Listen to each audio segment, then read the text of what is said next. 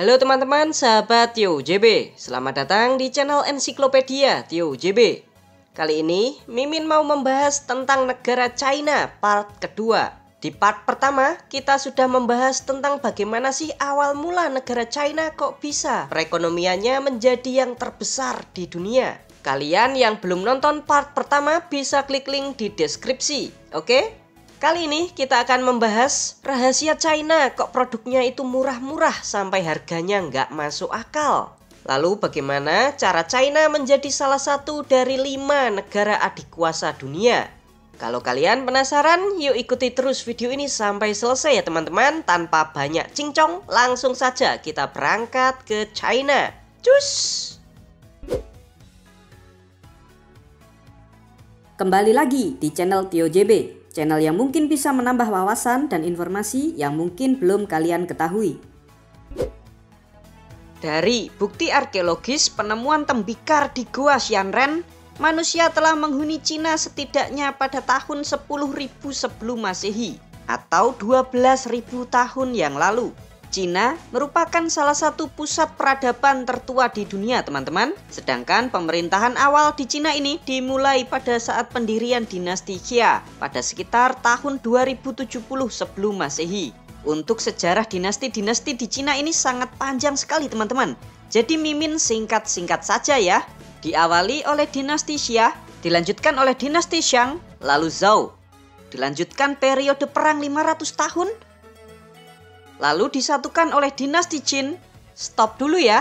Perlu dijelaskan sebentar nih teman-teman. Setelah China 500 tahun berperang tanpa henti, dinasti Qin di bawah Kaisar Qin Shi Huang adalah kerajaan yang berhasil menyatukan China untuk pertama kalinya. Nih kaisarnya itu hebat banget teman-teman. Itu loh yang makamnya di terakota yang dijaga oleh ribuan tentara. Setelah China itu disatukan oleh Qin Shi Huang, berita penyatuan ini pun tersebar ke berbagai penjuru dunia. Lalu di dalam catatan kuno India berbahasa Sanskerta ditulis sebagai Cina dari turunan kata Qin. Nah, semenjak itulah wilayah ini disebut sebagai Cina. Lalu pada tahun 1516, orang Eropa Portugis Duarte Barbosa yang pertama kali menuliskan China karena mengambil dari teks bahasa Persia Qin yang juga turunan dari bahasa Sanskerta Cina. Nah, dari sini saja bisa disimpulkan kalau penggunaan Cina lebih benar kalau dari segi tata bahasa, karena awalnya kan Qin berubah menjadi Cina. Kalau China itu sudah salah kaprah teman-teman. Tapi uniknya nih, negara ini tuh nama aslinya bukan Cina atau China, Tiongkok ya Min. Tiongkok itu cuma nama subtitle atau terjemahan saja ya teman-teman, bukanlah sebuah nama asli. Nanti ya Mimin bahas, makanya simak terus sampai habis. Oke, yuk kita teruskan sejarahnya dulu. Setelah dinasti Qin, dilanjutkan oleh dinasti Han Barat, Han Timur, pecah menjadi Three Kingdom, lalu disatukan oleh dinasti Jin. Jin pecah menjadi 16 kerajaan, lalu terbagi ke dinasti utara dan selatan. Pada saat itu periode berperang lagi teman-teman selama 200-an tahun. Lalu disatukan oleh dinasti Sui, lalu digantikan oleh dinasti Tang, lalu pecah menjadi 15 kerajaan, lalu berubah menjadi 4 kerajaan, bertambah satu lagi menjadi 5 kerajaan, lalu disatuin oleh Mongol menjadi dinasti Yuan, lalu berganti ke dinasti Ming, lalu berganti ke dinasti Qing hingga keruntuhannya pada tahun 1912. Lalu berdirilah Republik Cina yang mengakhiri ribuan tahun sistem monarki dinasti. Namun perjalanan Republik Cina ini tidak begitu mulus teman-teman. Karena berebut kekuasaan antara dua partai yaitu Partai Komunis dan Partai Nasionalis Kuomintang, akhirnya meletus Perang Saudara Cina dari tahun 1927 hingga 1936. Lalu keduanya ini berdamai karena di sisi lain pada tahun 1937 Jepang melakukan invasi ke Cina. Namun karena kuatnya pertahanan dan luas negara Cina, Jepang itu hanya bisa menguasai pesisir timur Cina saja teman-teman. Jepang lalu pergi dari Cina setelah kekalahannya dalam Perang Dunia Kedua pada tahun 1945. Nah, setelah Jepang pergi, Perang Saudara Cina kembali dilanjutkan dari tahun 1946 hingga 1949. Dari perang tersebut, kemenangan berada di pihak Partai Komunis. Partai Nasionalis Kuomintang yang kalah perang akhirnya mundur ke Pulau Taiwan. Lalu partai ini mendirikan pemerintahan baru yang bernama Republik Cina. Di sisi lain, Partai Komunis pemenang perang mendirikan Republik Rakyat Cina dan bertahan hingga hari ini. Berikut 8 fakta negara China part kedua. Tapi sebelum kita mulai, jangan lupa untuk subscribe channel TioJB dan tekan tombol lonceng agar tidak ketinggalan info menarik lainnya dari TioJB. Profil negara. Negara Cina bernama lengkap Republik Rakyat Cina, dengan presiden sebagai kepala negara didampingi Perdana Menteri sebagai kepala pemerintahan. Negara ini memiliki ibu kota yang bernama kota Beijing. Secara geografis, Cina berada di benua Asia bagian timur, serta berbatasan dengan negara Mongolia dan Rusia di sebelah utara, di sebelah selatan dengan negara Vietnam, Laos, Myanmar, India, Bhutan, Nepal, dan Pakistan. Di sebelah timur dengan negara Korea Utara, Rusia, dan Laut Cina Selatan, serta di sebelah barat dengan negara Kazakhstan, Kirgistan, Tajikistan, Afghanistan, dan Pakistan. Negara Cina memiliki luas wilayah sebesar 9.596.961 km persegi, dengan jumlah penduduk sebesar 1.411.750.000 jiwa. Untuk agama, 52,2% penduduk Cina tidak beragama.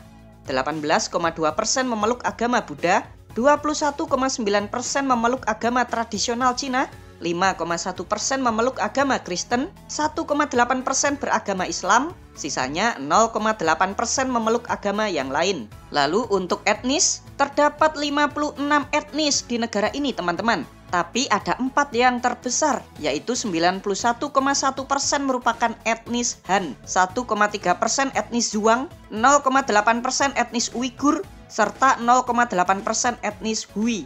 Sedangkan bahasa resmi yang digunakan di negara Cina adalah bahasa Mandarin. Untuk perekonomian, negara Cina masih dikategorikan sebagai negara yang berkembang dengan kelompok ekonomi berpenghasilan menengah ke atas. Dengan indeks pembangunan manusia di negara Cina menempati peringkat 79 dunia. Perekonomian di negara ini sangat kompleks dan bermacam-macam teman-teman. Mulai dari pertanian, tambang, tekstil, industri manufaktur, industri persenjataan, barang elektronik, alat transportasi hingga produk teknologi canggih ada semua di negara ini. Pendapatan ekspor Cina sendiri 74,3% merupakan produk jadi, dengan ekspor terbesarnya ke negara Amerika, negara-negara ASEAN, dan Uni Eropa. Untuk mata uang yang digunakan di sini bernama renminbi, sedangkan yuan adalah satuan mata uangnya. Kurs 1 yuan setara dengan 2.100 rupiah. Lalu bedanya apa, Min? Yuan dengan renminbi? Begini teman-teman, Cina itu menyebut semua mata uang sebagai yuan. Contoh nih, mata uang yen Jepang kalau di Cina disebut dengan riyuan, dolar Amerika disebut dengan meiyuan, atau euro disebut dengan ouyuan. Nah, renminbi ini juga disebutnya sebagai yuan teman-teman. Yuan ini nama penyebutan mata uang di Cina, bahkan saat masih di zaman dinasti. Sedangkan renminbi adalah nama mata uang Cina yang dibuat pada tahun 1949. Kalau kalian belum paham, begini ya contohnya. Mata uang kita kan rupiah, tapi orang Jawa sering menyebut satuan mata uang rupiah sebagai repes. 1000 repes, 10 repes, dan lain-lain. Jadi penggunaan yuan ini sama dengan penggunaan repes di Jawa. Begitu teman-teman. Asal muasal. Yuk kita lanjutkan lagi yang nama China tadi ya teman-teman. Kalian tahu nama asli Republik Rakyat China adalah Zhonghua Renmin共和. Susah kan ya? Ulangi lagi ya. Zhonghua Renmin共和. Ada juga versi pendeknya, Zhongguo. Nah, itulah nama asli Republik Rakyat China. Zhongguo kalau diartikan sebagai negara tengah atau pusat, yang maksudnya China adalah pusat dari dunia. Hah? Orang China dulu memang meyakini negaranya adalah pusat dari dunia ini, teman-teman. Makanya dinamai seperti itu. Nama Zhongguo sendiri sudah dipakai sejak zaman dinasti Zhou Barat sekitar 3000 tahun yang lalu. Wow! Sedangkan nama Tiongkok berasal dari bahasa Hokkien yang dituturkan oleh orang-orang Hakka, yang artinya itu sama, yaitu negara tengah. Jadi cuma ditranslate atau disubtitle saja dari Zhongguo menjadi Tiongkok. Gitu teman-teman.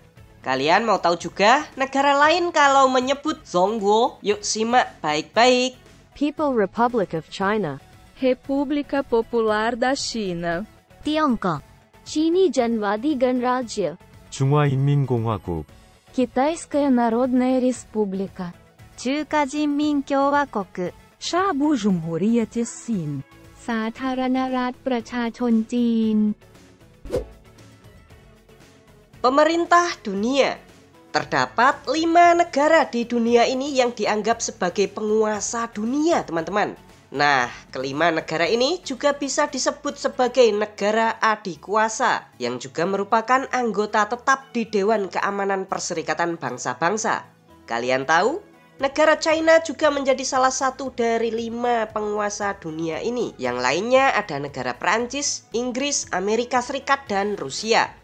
Ada yang nitip tanya nih, kenapa sih negara China kok bisa menjadi salah satu dari 5 negara penguasa ini? Kenapa kok nggak Indonesia aja? Jadi begini teman-teman, setelah selesainya Perang Dunia Kedua, 5 negara pemenang perang ini lalu mendirikan Perserikatan Bangsa-Bangsa. Nah, China adalah salah satu dari negara-negara pemenang Perang Dunia Kedua. Keberhasilannya itu diperoleh setelah kemenangan China atas Perang China-Jepang selama 8 tahun, dari tahun 1937 hingga 1945.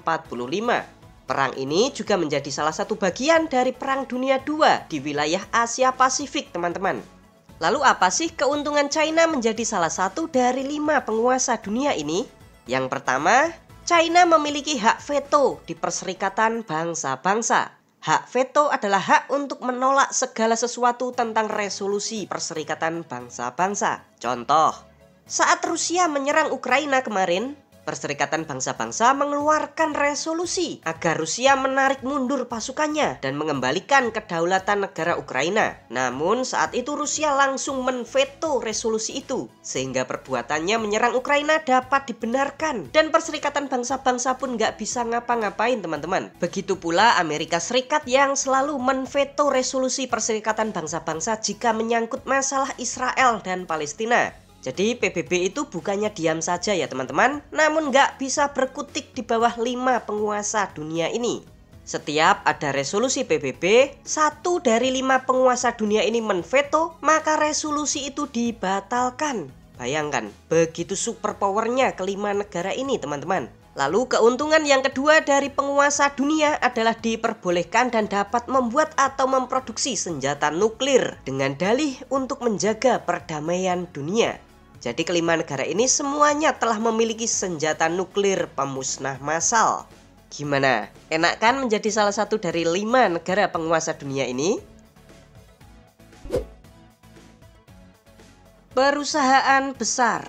Tahukah kalian, menurut majalah Fortune pada tahun 2023, dari 500 perusahaan top dunia, 142 perusahaan atau yang teratas merupakan perusahaan dari negara China. Nah, dari 142 perusahaan ini, 100 perusahaan merupakan bagian dari BUMN milik negara China.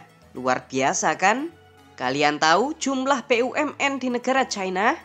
Total ada 98, namun mereka memiliki anak perusahaan dan cucu perusahaan hingga berjumlah 150.000 perusahaan yang tersebar di seluruh penjuru dunia. Wow, gila, banyak banget.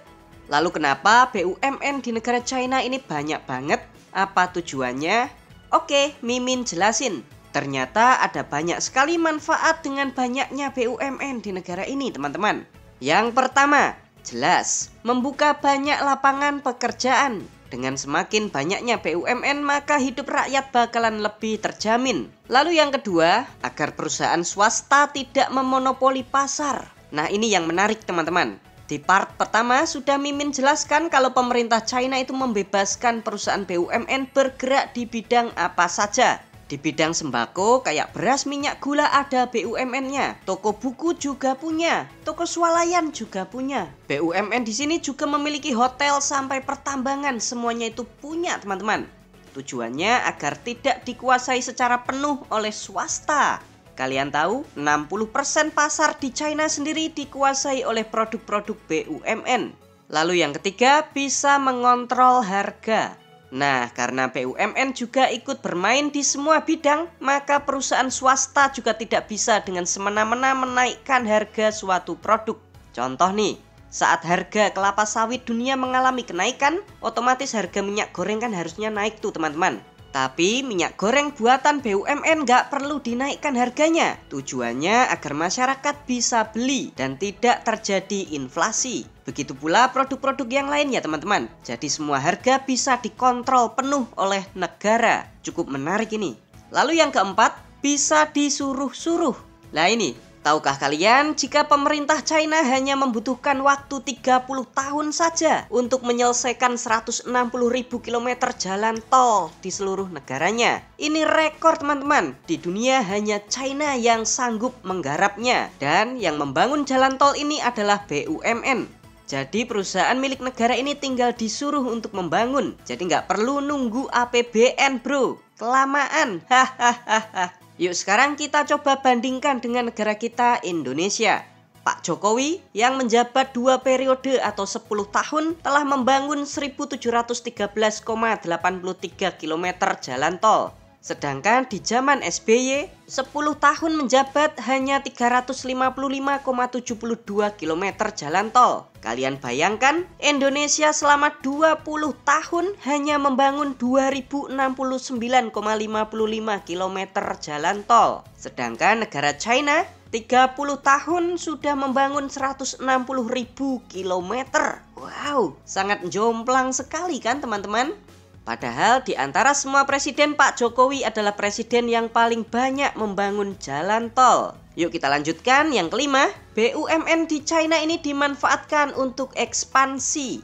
Contohnya di negara Afrika ada tambang emas tuh. Nah, BUMN China ini langsung masuk lalu bilang ke presiden di negara-negara Afrika, "Sudah, sini aja bos, gua aja yang nambang emas. Kamu kan gak punya alatnya. Ntar gue kasih hasil deh, lu 90%, gua 10% aja. Nanti kalau butuh hal lain kayak bis atau kereta, gua kasih harga yang murah. Cincai, deal, deal." Begitu teman-teman. Jadi perusahaan BUMN merupakan salah satu penggerak terbesar perekonomian di negara China. Tuh, negara kita Indonesia tentu saja bisa mencontek pelek sistem di China ini. Tapi harus dibereskan dulu tuh tikus-tikusnya. Sekarang kita akan membahas kenapa sih produk-produk di China itu kok murah-murah sampai harganya itu nggak masuk akal. Murce. Yuk sekarang kita akan membahas kenapa sih barang-barang made in China kok murah-murah. Indonesia bisa sih menconteknya, tapi harus ada kemauan dan tekad yang kuat. Yuk kita bahas. Rahasia yang pertama adalah memiliki konsep cuan sedikit tapi jualan banyak. Nah ini, jadi perusahaan nggak perlu mengambil margin keuntungan yang besar. Namun keuntungan ini diperoleh dengan cara meningkatkan jumlah penjualan. Jadi kalau jualan itu nggak perlu mahal-mahal ya teman-teman. Untung dikit tapi itu ngelintu, alias banyak yang beli. Contoh, biaya produksi sebuah pakaian itu Rp9.000, lalu dijual ke Indonesia cuma Rp9.050. Jadi ambil untungnya setiap satu baju atau pakaian cuma 50 perak, tapi ngejualnya itu 100 kontainer. Lalu rahasia yang kedua adalah memiliki rantai produksi yang berkesinambungan. Contoh pakaian yang tadi tuh.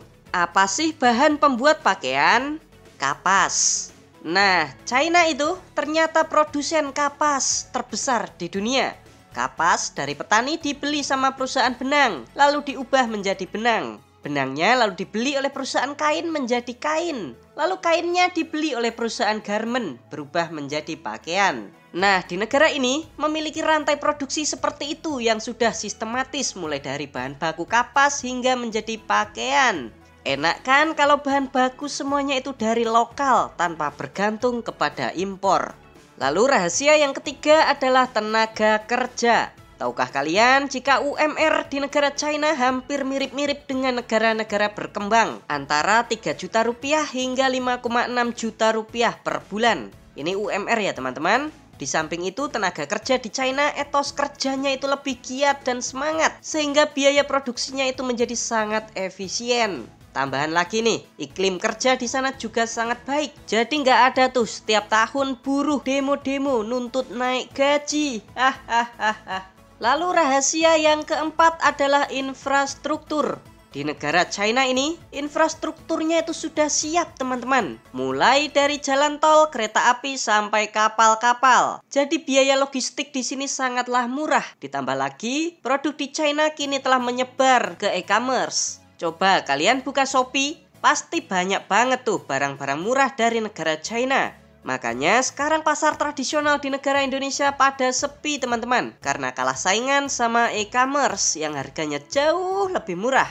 Lalu rahasia kelima adalah dukungan dari pemerintah. Ini nih, seperti apa dukungannya? Yaitu berupa pemberian subsidi potongan harga hingga 30% biaya listrik dan air untuk industri. Pemerintah juga mempermudah izin-izin dan tanpa suap menyuap. Tuh yang penting. Pemerintah China juga telah menyiapkan infrastruktur seperti tol, kawasan pergudangan maupun pelabuhan untuk ekspor. Ditambah lagi, tarif pajak untuk barang ekspor juga sangatlah rendah. Nah itulah teman-teman 5 rahasia kenapa produk China itu kok murah-murah. Makanya kalian yang jual produk lokal jualnya itu jangan mahal-mahal dong. Oke? Silahkan teman-teman kalau ada yang mau menambahkan bisa tulis di kolom komentar.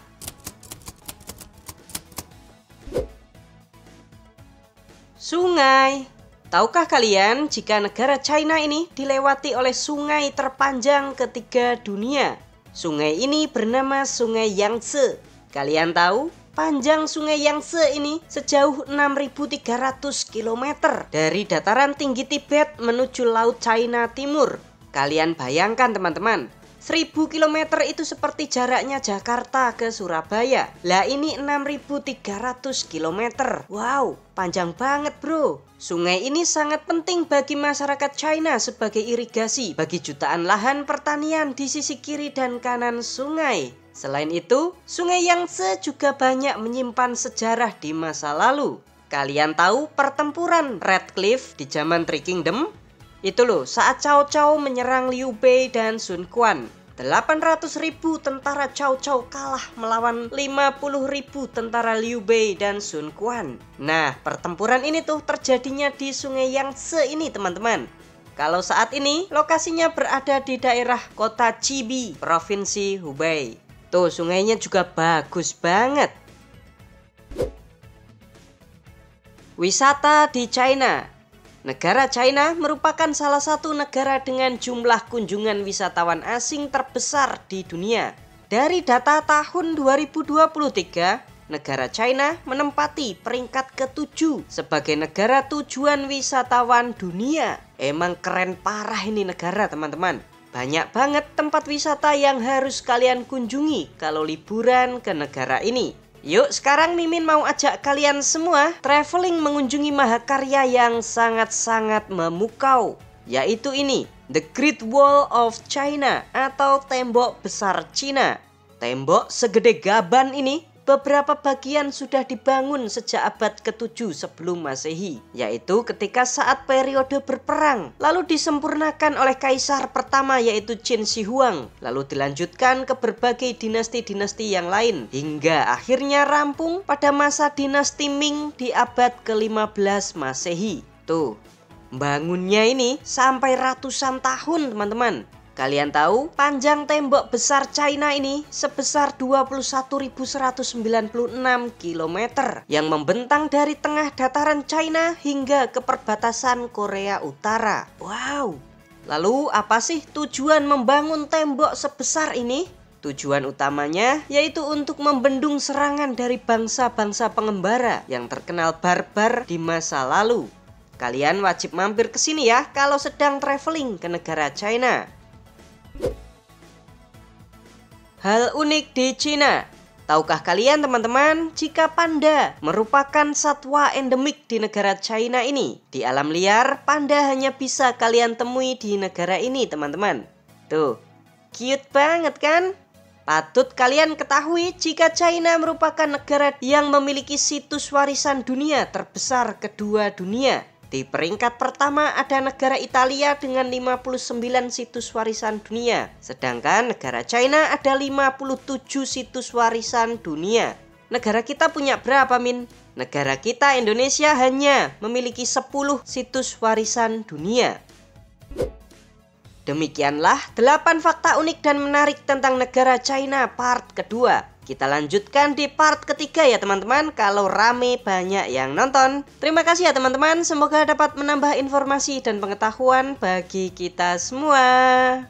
Bagaimana menurut kalian? Seperti biasa, jangan lupa untuk komentar di bawah dan ikuti terus video-video menarik lainnya dari TioJB.